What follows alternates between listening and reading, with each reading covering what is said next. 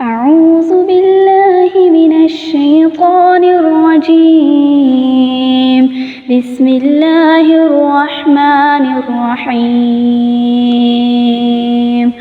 قل يا أيها الكافرون لا أعبد ما تعبدون ولا أنتم عابدون ما أعبد ولا أنا عابد ما عبدتم ولا أنتم عابدون ما أعبد لكم دينكم